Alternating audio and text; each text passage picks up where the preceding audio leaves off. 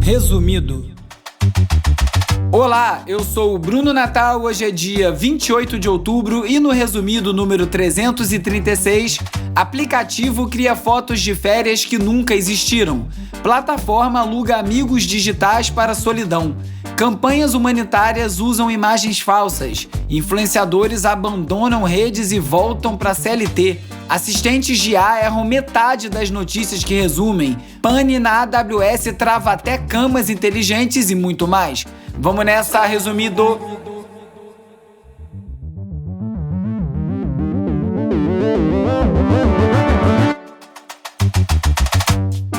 Olá, resumista! Esse é o Resumido, um podcast sobre cultura digital e o impacto da tecnologia em todos os aspectos das nossas vidas. Se você estiver online, deve estar acompanhando a novelinha sobre o cometa 3I Atlas, que foi detectado cortando o sistema solar, vindo lá bem de longe, e com isso a internet voltou a se dividir entre astrônomos e os teóricos do impossível. Oficialmente, o 3I Atlas é um fragmento de um cometa interestelar, mas o comportamento irregular do objeto, que parece fazer manobras de forma autônoma, fez muita gente perguntar: e se for uma nave?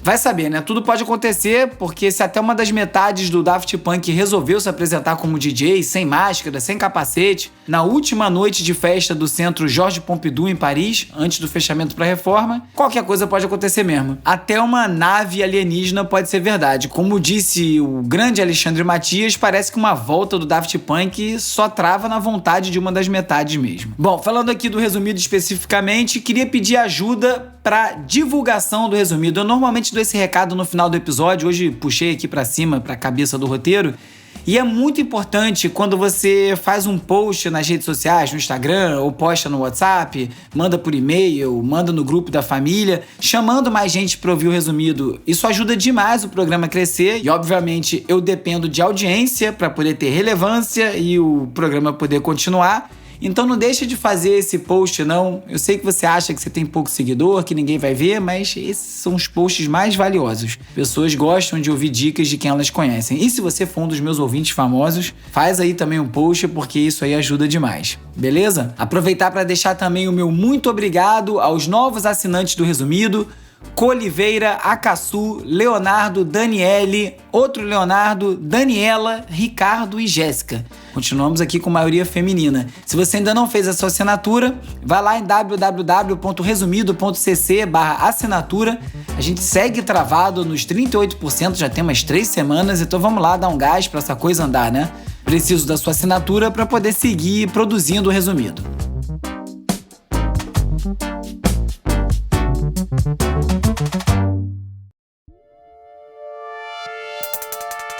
Vamos de cultura digital e como o nosso comportamento online ajuda a moldar a sociedade?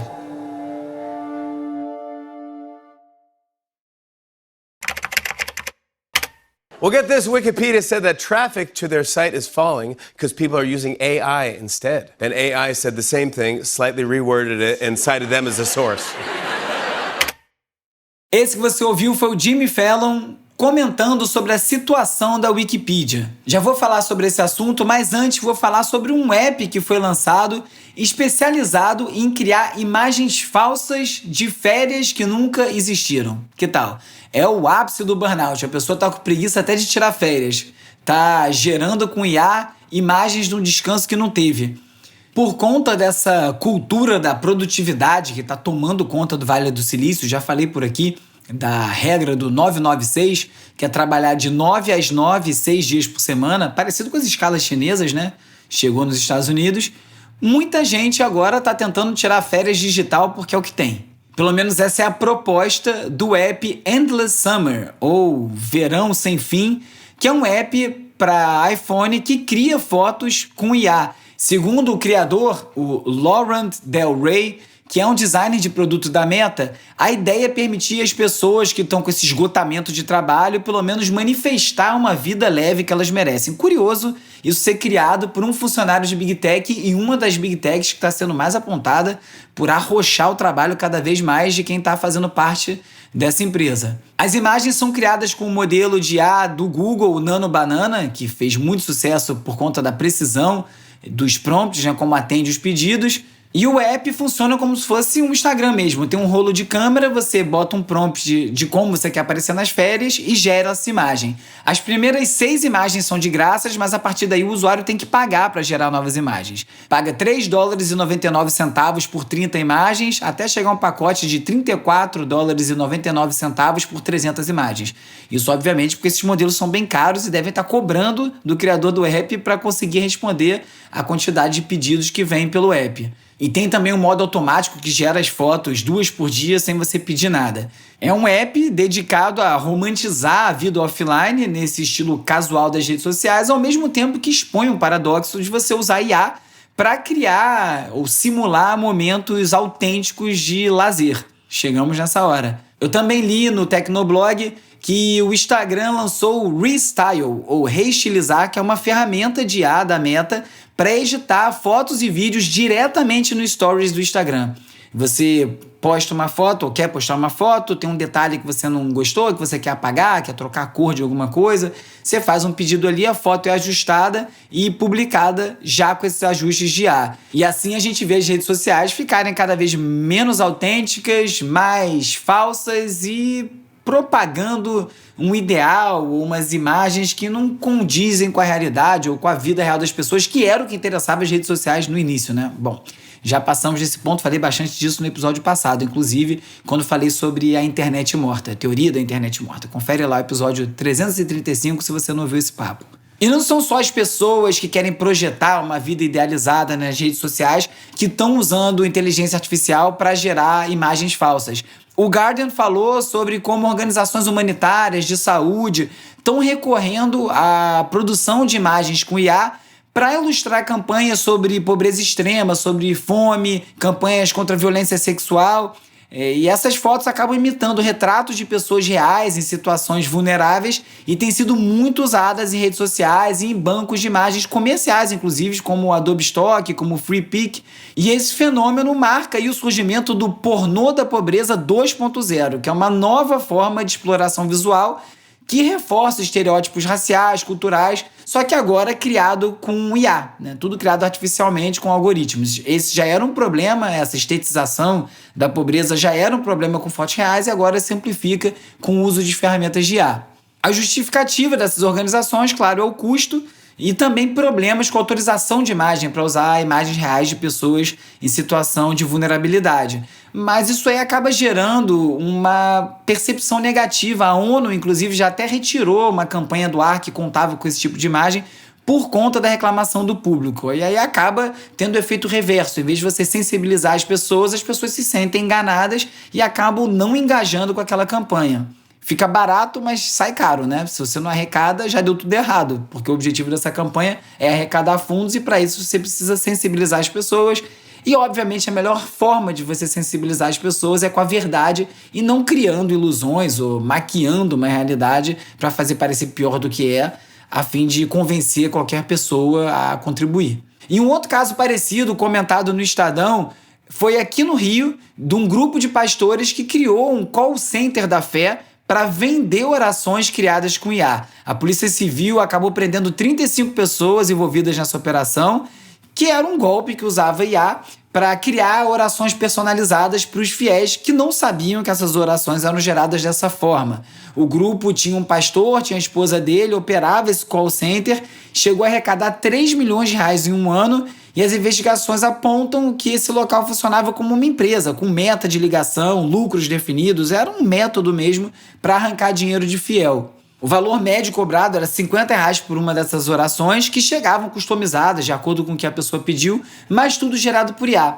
É um pouco confuso, né? Porque nesse caso, a pessoa recebe uma oração, aí foi gerada por IA, foi gerada por um pastor, óbvio, depende da crença, mas se o pastor é um trambiqueiro desse, que diferença ia fazer se fosse ele mesmo fazendo oração, né? O trambique já vai na oração em si. Se ele vendesse orações por R$50 ele fosse lá e gravasse, continuava sendo um problema, mas óbvio que o uso de IA potencializa o golpe que chegou a arrecadar esse absurdo de R$3 milhões em um ano, como eu comentei. Esses casos todos mostram essa necessidade, essa busca dos humanos por contato com outros humanos. E é nessa carência de conexão entre humanos que a startup Rent a Cyberfriend, ou Alugue um Amigo Cibernético, está apostando. É uma plataforma de vídeo que conecta pessoas que querem companhia com pessoas que estão dispostas a vender o seu tempo para oferecer essa companhia como um serviço. Então os usuários podem pagar para bater papo com um amigo cibernético, que pode escolher quanto vai cobrar e fica com 80% da receita. O fundador da empresa diz que a ideia é que a solidão é um problema tão grande, tão crescente, que um ser humano pode voltar a ter valor econômico direto. Meio triste que as pessoas estejam explorando as relações pessoais dessa forma, mas também a pessoa está botando o tempo dela lá, inclusive se a pessoa tem alguma expertise específica, tem uma formação acadêmica, o domínio de um idioma que a pessoa quer estudar, pode cobrar mais por isso. Não é a primeira plataforma a fazer isso, eles vão se apresentar no TechCrunch Disrupt 2025 e dizem que já tem 3 milhões de pessoas registradas na base. Como diz o ditado, nada é mais poderoso do que uma ideia cujo seu tempo chegou, e vai ver isso, essa plataforma que não tem nada de inédito em termos de conectar pessoas para conversar, talvez esteja chegando num momento tão delicado da sociedade que vá ter sucesso. Isso aí me fez lembrar de plataformas como o Chat Roulette. Eu até criei uma versão brasileira na época, o Catapapo, com meu amigo Pedro Garcia, que era só para conectar brasileiros, que era aquela plataforma, você deve lembrar, que você entrava, abria uma janela e você era conectado com uma pessoa aleatória. E aí virava um festival de gente botando peru para fora na câmera e coisas piores, e acabou não avançando tanto, mas o princípio é parecido. As pessoas querem se conectar, elas querem conversar uma com as outras, querem ter trocas. E isso, ainda bem, ainda não mudou. E nem deve mudar, né? Porque essa saturação da vida online já começa a ter reflexos até em quem trabalha com isso. A Marie Claire fez uma reportagem sobre influenciadoras que estão deixando de ser influenciadoras digitais para voltar para o emprego CLT. É um recorte um pouco específico porque existe uma ilusão do que é ser influenciador ou influenciador online, como se bastasse você querer ser. Você abrir um canal e aí você vai faturar milhares de reais porque agora você fala sobre determinada coisa. Não, é um trabalho, dá bastante trabalho você construir audiência, relevância, credibilidade, ao ponto de conseguir vender produtos, serviços e assim faturar. Então muita gente entra nisso achando que vai ganhar um dinheiro e não vai. Inclusive a reportagem cita uma pesquisa da Brunch, da YouPix, que diz que entre março de 2024 e março de 2025, a gente saiu de 1.200.000 brasileiros que se dizem influenciadores para 2 milhões. Quase que dobrou a quantidade de pessoas que dizem que trabalham com isso, mas a verdade é que as pessoas têm ganhos baixos. Algumas influenciadoras entrevistadas na reportagem disseram que tem meses que ganhavam 3 mil reais e meses que ganhavam 500 reais e que isso era inviável como uma profissão, né? Você não tem uma receita definida e que por isso estavam agora então buscando uma forma mais tradicional de trabalho, CLT, outros empregos, enquanto mantém isso como um trabalho paralelo, uma forma de gerar uma renda extra. Essa é a verdade da maior parte das pessoas que está tentando ganhar a vida online, mas ao contrário do que muita gente pensou quando leu isso e falou, caramba, é agora, os influenciadores vão se arrebentar, acabou essa era, não. Quem é muito bom nisso e tem audiência e ganha dinheiro, continua ganhando bastante dinheiro e isso também não deve mudar, porque é um canal, né? Um canal de venda, cada vez mais um canal de vendas, que está aí estabelecido e funciona muito bem. E isso ainda tem muito fôlego, muita estrada para funcionar ainda. E outra empresa que também depende do tráfego online para sobreviver, a Wikipedia, diz que as visualizações humanas caíram 8% em um ano, segundo a Wikimedia Foundation. Isso porque a maior parte das pessoas vem lendo sobre os assuntos que estão curiosos ou que precisam saber através dos resumos gerados por IA em plataformas como o Google. Você vai lá, faz uma busca, ou até no ChatGPT, em vez de você ir até a Wikipedia e ler o verbete, você lê aquele resumo, se dá por satisfeito, e aí ninguém visita a Wikipedia e vai diminuindo o volume de pessoas que visitam. E muitos robôs visitando para raspar o conteúdo. Isso é uma conta que não fecha, está virando um problema muito grande para a Wikipedia. E essa mudança de comportamento das pessoas aceitando o que está sendo gerado por IA como uma resposta confiável vem num cenário em que um estudo da BBC mostra que 45% das vezes essas plataformas de IA erram na resposta. Essa pesquisa da União Europeia de Radiodifusão envolveu 22 organizações de mídia pública em 18 países, em 14 idiomas, e avaliou 3.000 respostas de plataformas como o ChatGPT, o Copilot da Microsoft, o Google Gemini e o Perplexity, em quesitos como precisão, fontes, distinção entre fato e opinião e também o contexto. E esse resultado mostrou, como eu disse, que 45% das respostas tinham erros significativos e 81% das respostas tinham algum tipo de falha. Os principais problemas encontrados foram a falta de fontes adequadas, em 31% dos casos, imprecisões graves, em 30%, incluindo informações inventadas, informações desatualizadas, e entre os modelos, quem mais errou foi o Gemini, que falhou em 76% das respostas. Depois veio o Copilot com 37%, o ChatGPT com 36% e o Perplexity com 30%. No melhor dos cenários, então, em 1/3 das respostas você vai ter erro. Então, muito cuidado ao usar essas plataformas como fonte de qualquer coisa. Principalmente se você não conhece o assunto, não conhece o tema e não vai conseguir identificar um erro. Então, você precisa, além dessa resposta, ir atrás de uma fonte confiável. Essas respostas por IA podem até te ajudar a guiar, a entender o tema, mas você precisa pesquisar e ir buscar uma fonte confiável para ter certeza do que você está falando, ou você corre o risco de repassar uma informação errada adiante ou até usar em seu trabalho e acabar demitido ou tirando um 0. Pensa aí se vale a pena. E para fechar esse bloco sobre o nosso comportamento online, eu li um artigo no LinkedIn do Thomas Palermo, que é um cara que foi meu editor na Accelerator, uma revista de música eletrônica para onde eu contribuí muitas vezes. E ele comentou sobre o lançamento de uma música do Lone, que é um produtor britânico, e ele falou sobre como essa música chegou para ele através de uma playlist recomendada pelo algoritmo. E aí ele lembrou da época da loja de disco, lojas que ele trabalhou, e como essas recomendações pessoais eram tão importantes e que as playlists hoje funcionam mais ou menos como era uma loja de disco. Só que tem uma diferença, né? Essas playlists são geradas por algoritmos muitas vezes e você não tem uma relação pessoal, não é alguém conversando sobre os seus gostos. Só que ele notou uma coisa: essa recomendação estava numa playlist e que essa playlist foi curada por um humano. Então, o que aconteceu foi uma recomendação algorítmica de uma playlist para ele ouvir, mas de uma playlist que foi criada por um humano, onde a primeira música era essa música do Lone. Então, tem uma intervenção humana, tem aí um cenário em que a gente ainda tem agência sobre as nossas decisões, sobre as nossas escolhas e sobre o que a gente recebe como recomendação.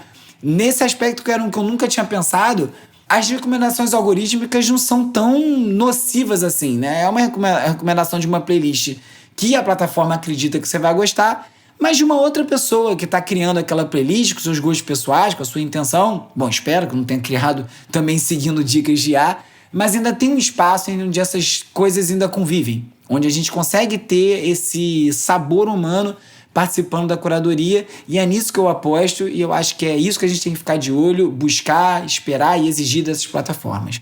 Os humanos ainda estão no controle. Agora é o momento de explorar as transformações causadas pelas inteligências artificiais.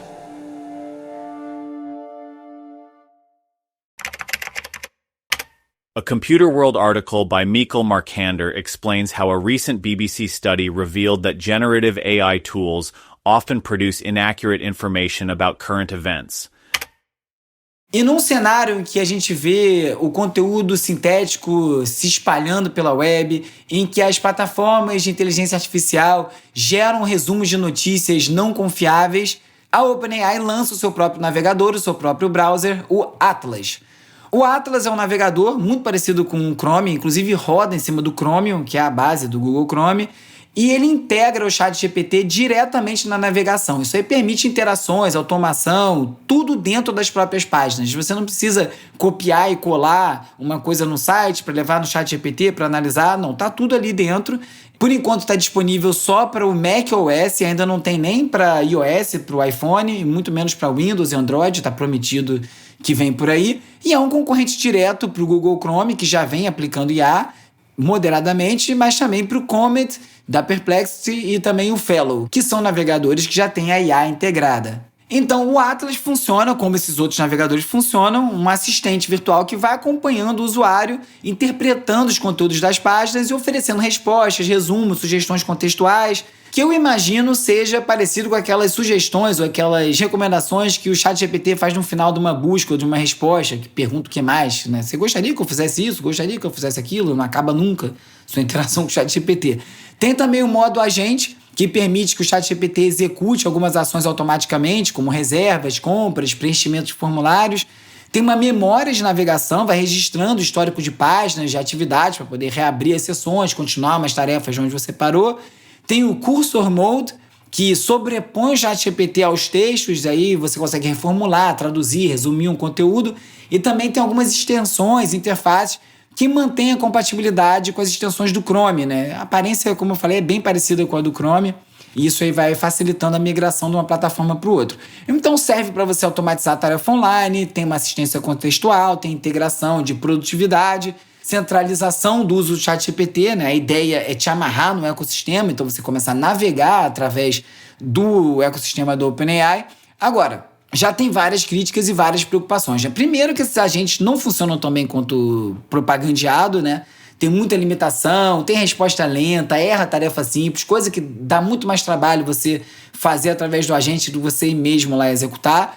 Então esse valor agregado acaba ficando meio incerto, né? Esse monte de chat com abas, né? Você ficar falando com conteúdo, acaba virando meio supérfluo, você na parte do tempo não precisa, principalmente se você tiver num site bom. E isso, logicamente, traz vários riscos para o usuário, né? O principal é de segurança. Para começar, injeção de prompt malicioso, ou seja, você pode estar num site, ele pode injetar algum comando para o ChatGPT que você não viu, né? Para o Atlas, no caso.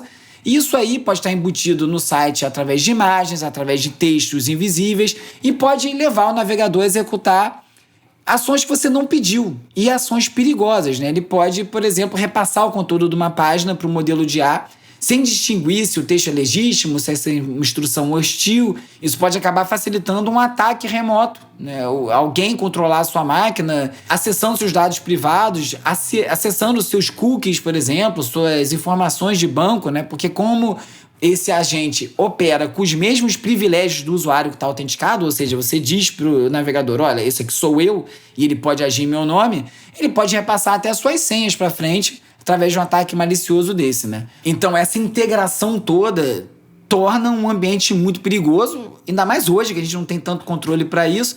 Então o ideal é que tivesse uma confirmação explícita do usuário a cada comando, mas não é assim que está funcionando. E isso traz também questões, como eu falei, de privacidade, dados sensíveis, porque o Atlas vai processando conteúdo em tempo real, inclusive suas informações pessoais, suas credenciais, seus históricos de navegação. Isso pode ir lá para o servidor do OpenAI e de lá vai saber para onde. A minha recomendação é não usar um navegador desse. Eu nem baixei e nem vou baixar. E nem é tanto pelas questões de segurança. Para mim é muito mais pela questão de comportamento. Eu não quero botar IA em mais um aspecto, em mais uma camada minha na internet, porque vai ser mais uma coisa que vai estar sendo delegada para IA e você prestando menos atenção no que você está fazendo. Então, navegador, não, obrigado, tô fora. Mas está lá, para quem quiser baixar, já está disponível. Eu não recomendo. E não sou só eu que não está recomendando esse uso amplo de IA. Uma carta organizada pelo Future of Life Institute, com mais de 800 assinaturas de figuras públicas, pede a proibição do desenvolvimento das inteligências artificiais superinteligentes, né? Essa busca por uma inteligência artificial que vai superar a inteligência humana. Entre os signatários estão o Geoffrey Hinton, o padrinho da IA, o Richard Branson, fundador da Virgin, o Steve Wozniak, cofundador da Apple, o príncipe Harry e a Meghan Markle, os músicos will.i.am e a Grimes, e até umas figuras inesperadas como Steve Bannon, que é um dos grandes articuladores da desinformação da primeira campanha do Trump, lá em 2016. A carta reconhece os potenciais benefícios da IA, né, como avanço na saúde, prosperidade, vários pontos desse, mas alerta que essa corrida para criar sistemas que vão ser capazes de superar os humanos precisa de um pouquinho de regulação. Pelo menos a gente precisa entender melhor como a gente vai criar mecanismos de segurança para evitar problemas com essa nova invenção. Entre as principais preocupações, obviamente, tá? O desemprego em massa, a perda de liberdades civis, um estado de vigilância constante e tantas outras questões que a gente vem falando aqui no Resumido há bastante tempo. Outro protesto em relação à IA veio do ator Bryan Cranston, famoso como Walter White de Breaking Bad, que exigiu que a OpenAI retirasse a sua aparência da Sora, que é o app de criação de imagens de IA lançado pela OpenAI. Comentei sobre esse app no episódio passado também. O Bryan Cranston enviou uma carta para o sindicato dos atores, que representa mais de 150 mil profissionais, que acionou a OpenAI, que a partir de então resolveu não mais autorizar o uso de figuras públicas, nem de pessoas que já morreram, né? Já tinha havido o caso do Martin Luther King, o spoiler dele reclamou sobre o uso indevido da imagem, e agora só quem autorizar a própria imagem vai poder ser usado nessas criações sintéticas, que parece meio óbvio, né? Que deveria ser assim, mas como a gente sabe, essas empresas vão aí, como eles gostam de dizer, se movendo rápido e quebrando coisas, né? Faz o problema e depois lida com ele. Como eles dizem, é melhor pedir desculpa do que pedir licença, e cá estamos. Na contramão dessa tendência, uma empresa de roupas íntimas dos Estados Unidos, chamada Aerie, fez um anúncio nas suas redes sociais, no Instagram, em que prometeu que jamais vai usar IA nas suas campanhas publicitárias. Eles assumiram compromissos de que não vão usar corpos nem pessoas geradas por IA, só pessoas reais, sem retoque, sem IA, 100% real. E essa publicação já é a publicação de maior sucesso deles no Instagram. Enquanto eu gravava esse episódio, já tinha 40 mil curtidas, 500 comentários. E mostra como as pessoas estão com essa preocupação na cabeça e como já está gerando aderência e engajamento quando uma empresa se posiciona contrária à sintetização de tudo. O que vai aí ao encontro do que eu falei no primeiro bloco. As pessoas estão querendo relações pessoais, elas querem ver, inclusive, propagandas com pessoas reais. Essa empresa Aerie, inclusive, em 2014 já tinha feito um compromisso de não retocar as fotos de modelo na sua campanha, com Photoshop na época, e agora dobrou a aposta ao fazer essa promessa de não usar IA. Isso aí deve virar uma tendência, acho que cada vez mais empresas vão prometer isso, e eu acho que vai passar para as plataformas, para os veículos de mídia, e as pessoas, como eu venho falando, vão pagar pelo conteúdo gerado por humanos. É um conteúdo premium. Isso aqui que você está ouvindo é um conteúdo premium, onde eu sento aqui no meu banquinho e passo aqui, 6 horas editando esse roteiro, quanto tempo gravando, depois o Hugo editando, enfim, todo mundo trabalhando para a gente poder processar essas informações de maneira real e trazer aqui no Resumido opinião e crítica humana, baseada na nossa experiência, porque é isso que interessa, né? Aliás, falando na experiência humana, um artigo da Fast Company, do Enrique Dance, falou sobre a questão da liberação do conteúdo erótico pela OpenAI no ChatGPT. Eu falei isso no episódio passado também, agora vai ser possível você gerar conteúdo erótico no ChatGPT. E o que o Enrique Dance fala é que o problema não é o erotismo em si, não é essa a questão, obviamente que não é essa a questão. Mas ele aponta uma questão muito importante, que é como esse conteúdo erótico começa a ser industrializado e administrado por algoritmos. E aí, nisso você vai transformando o desejo em mais um produto que é gerenciado por empresas de tecnologia. E isso dá para essas empresas a capacidade de regular o desejo humano. Em vez de libertar, você decide quais as fantasias que são aceitáveis, quais os corpos que podem existir. Isso vai virando uma regulação do prazer, né? Então você pega uma das manifestações mais criativas da psique humana e você transforma isso numa forma domesticada, né? Esse processo que os algoritmos aprendem o que atrai o usuário, reforça esses padrões. É uma coisa muito mais eficiente de controle do que a censura, né? Porque você captura a atenção, você condiciona o comportamento por meio dessa estimulação constante que você já sabe o que é e vai controlar o usuário. É uma péssima ideia. Desse ponto de vista, achei essa colocação muito boa. E o Cory Doctorow também comentou sobre a questão do apocalipse do IA, da bolha da IA. Além do fato dessa bolha de IA estar inflando praticamente 7 empresas, né, que começam a controlar tudo e que a gente vai ficando cada vez mais dependente delas, inclusive o mercado financeiro, porque se uma dessas empresas falha, derruba a bolsa inteira. A preocupação é o que acontece depois que a bolha estourar, obviamente, porque apesar das promessas de substituição do trabalho humano e tudo mais, e apesar das empresas que estão tentando fazer isso estarem falhando e voltando ao trabalho humano, porque não existe essa capacidade ainda na IA, o que acontece é que os trabalhos que são extintos, quando a bolha estourar, eles não vão voltar. Então você fica num lugar onde você perde esse trabalho, perde essa função e não sabe muito bem como é que você vai substituir isso. Então o Cory Doctorow chama isso de amianto social. né? Algo que é muito mais barato para você inserir na infraestrutura, mas que depois fica muito caro para você remover. Então, uma vez que a IA é introduzida na estrutura de trabalho, de produção e tudo mais, quando ela falhar, você não consegue retirar tão fácil isso que está ali dentro. Então, você fica ali tentando resolver um problema de uma coisa que já está quebrada. É mais complicado do que parece, né? Não é só uma questão dessas empresas darem certo ou não, é uma questão da gente mudar a estrutura da sociedade, e é nisso que a gente tem que ficar atento. E agora é hora de falar sobre como as Big Tech moldam o nosso comportamento.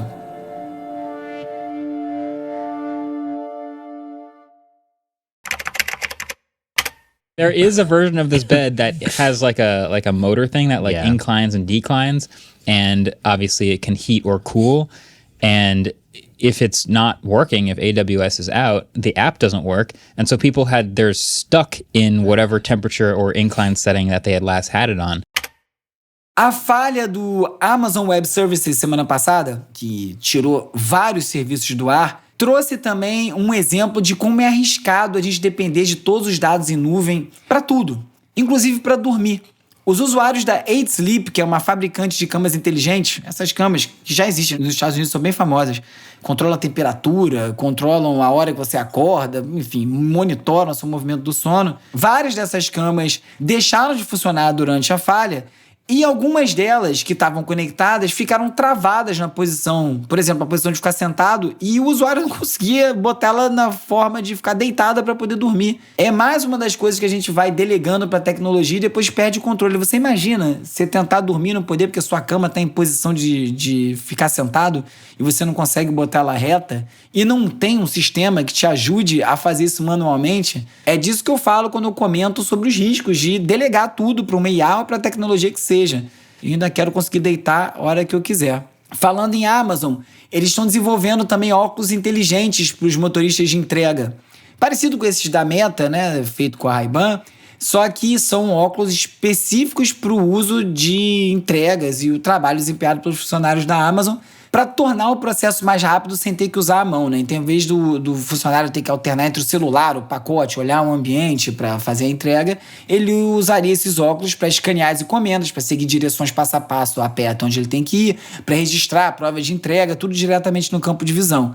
Esse é um uso bem funcional da tecnologia, né? Que pode facilitar o trabalho de alguém.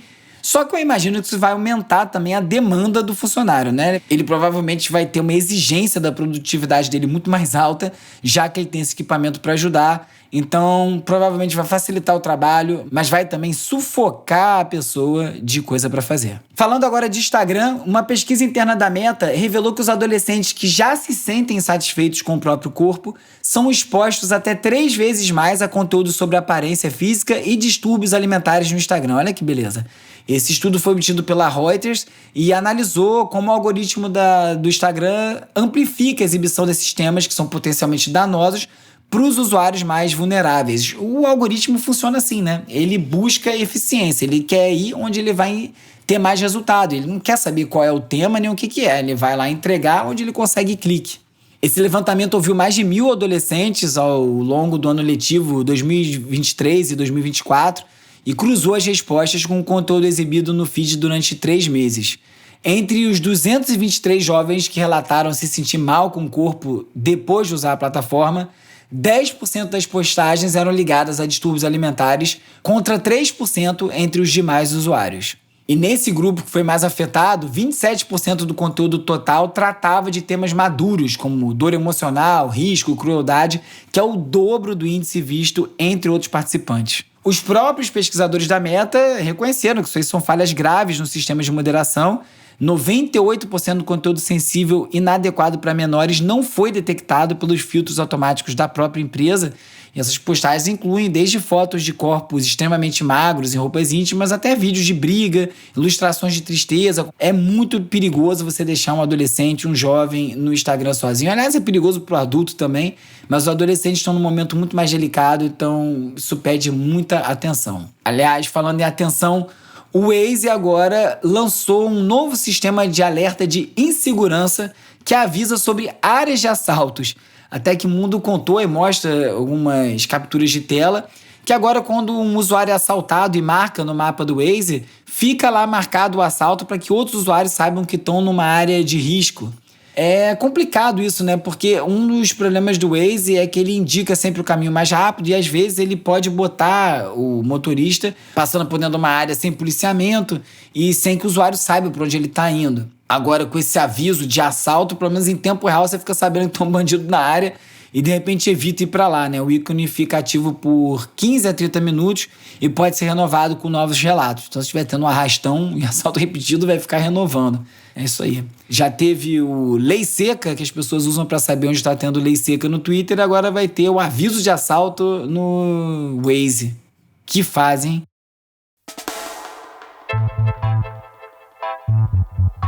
Hora de relaxar com as dicas de ver, ler e ouvir.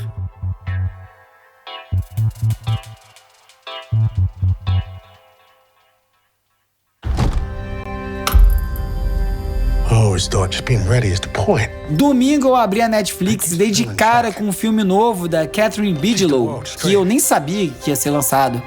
Ela é a diretora de Guerra ao Terror e A Hora Mais Escura, dois filmaços, e agora ela volta ao tema militar em A House of Dynamite, que acompanha os minutos decisivos entre a detecção de um míssil nuclear rumo aos Estados Unidos e uma possível retaliação. Se tem uma coisa que eu admiro nos Estados Unidos, eu morei lá, fiz intercâmbio, já visitei algumas vezes e acho que quem já esteve por lá reconhece isso, é o culto ao processo e à organização, que é algo fantástico para alguém metódico como eu, né? Eles têm protocolo para tudo, para incêndio, para terremoto, para ataque nuclear, e eles levam cada simulação dessa muito a sério. É como se o desastre fosse certo. Essa cultura de organização, que aqui no Brasil costuma ir na base do improviso, dá pro filme uma tensão muito particular em cada decisão que parece coreografada, cada gesto, cada consequência sendo parte de uma engrenagem funcional. Adorei o filme, confere, dá um frio na barriga e espero que a gente não chegue nessa situação, né? Did you hear that terrible rendition of Oh Say Can We See for Hillary Clinton? Filha do Bob McFerrin, do hit Don't Worry Be Happy, e irmã mais nova do produtor Taylor McFerrin, a Madison McFerrin acaba de lançar Scorpio, seu novo disco, em que ela segue aí no caminho entre o soul e o experimental. Ela ganhou muita visibilidade ao interpretar o hino dos Estados Unidos na campanha da Hillary Clinton em 2016, mas não como eu esperava. A interpretação foi esculhambada online e o episódio acabou virando gatilho para uma reflexão pública sobre identidade, perfeccionismo, autoconfiança e acabou servindo de interpretação para a faixa Try, que você ouve aí ao fundo, mas que não é do disco novo. Essa música é do EP You and I, de 2019, mas recomendo demais. Família muito talentosa e esse musicão aí é um belo aperitivo. Nesse episódio você ficou sabendo que o app Endless Summer cria fotos de férias falsas, que plataformas alugam amigos digitais, que campanhas humanitárias usam imagens sintéticas e que pregadores oferecem preces geradas por IA, que influenciadores abandonam redes sociais e voltam ao CLT, que a IA erra quase metade das notícias e confundem fato com opinião, que a OpenAI lançou um navegador e muito mais. Como eu falei no início do episódio, se você gosta do resumido, recomenda para mais gente, mas também não deixa de curtir, assinar, seguir, dar 5 estrelinhas e deixar uma resenha na plataforma que você estiver escutando esse episódio agora. E se você quiser comprovar que ouviu esse episódio até o final, deixa um comentário com a palavra secreta da semana, que é simulação. O resumido é produzido e apresentado por mim, Bruno Natal. O roteiro é escrito por mim e pelo Agenor Neto. O Cauê Marques coedita a newsletter O Futuro Explicado e as redes sociais, que contam com animações do Peri Selmanman e design do Felipe Araújo. A edição e mixagem é feita pelo Hugo Rocha, a foto da capa é do Jorge Bispo e o tema original foi composto pelo Gustavo Silveira. Eu sou o Bruno Natal, obrigado pela audiência e semana que vem tem mais Resumido. Resumido.